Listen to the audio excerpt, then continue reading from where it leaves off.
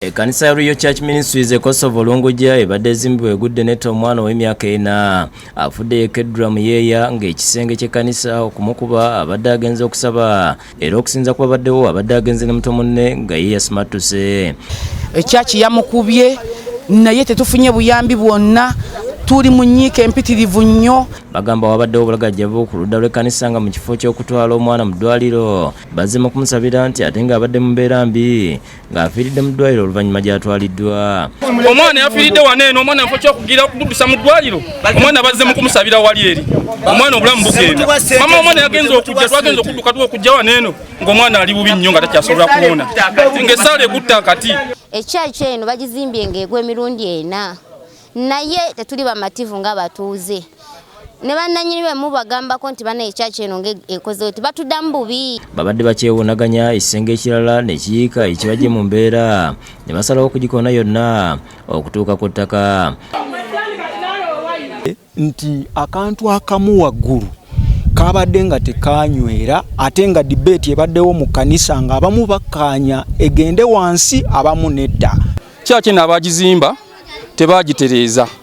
Era kyakyo singa obwemide ku nsonda ne ku nsonda n'olingiza ku nsonda olaba nti erimu ekkoona eddene. Poliisi okuva e Lungujja etuuse okukakkanya abatuuze mu maka ga kitaawe w'omugenzi Frank Sentanda embeera ebadde ya kiyongobero ng'ategeeza nti ekkanisa ebeesulubabbye yadde okubayamba. Batubuzeeko buli kimu tukyekoleddeko, buli kimu tukyekoleddeko, buli kimu kyekoleddeko, buli kimu nimukyekolerako. Naye mwana wange era nno kyekolerako kuba omwana wange era mwana wange mwagala nnyo. Naye kyannumye abasumba bonna abazze oluvannyuma ng'omwana wange akutusse, omwana olwafudde bonna ne bavaawo bonna. Bandisembedde ne bagamba tuteese tukole tutya tujanjabe omwana. Nnyina w'omugenzi ategeeza nga amawulire g'okufa kw'omwana bwe gamusanze nnakawuka era nti gabakubye wala. Nange yafudde myaka 4 n'ekitundu. Wetukoledde emboozi eno ng'enteekateeka z'okuziika zigenda mu maaso era amyuka omwogezi wa poliisi mu kampala emiriraano Luko Yesigire ategeeza nti batandise okunoonyereza n'avumirira n'ekyabantu okumenya ekitundu ku kkanisa era nti baakubanoonya. Era nga okulwekyo poliisi erina omuntu omu gwekutte ye Buyayi Erikson, ono nga y'omu ku bakulu mu kkanisa eno.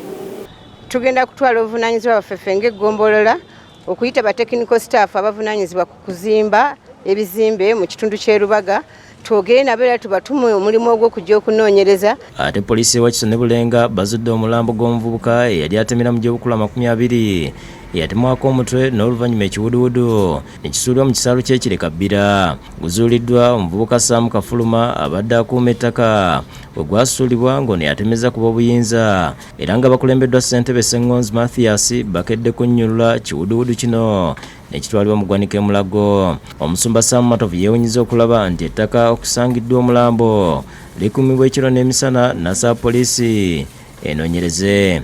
I found it yesterday around 9 AM. Tuzudde maiti y'omuntu gwe tutategeera bulungi naye nga tusubira ali alawundi Bujuuko, Kigoma, Nakabugo, Kyebando.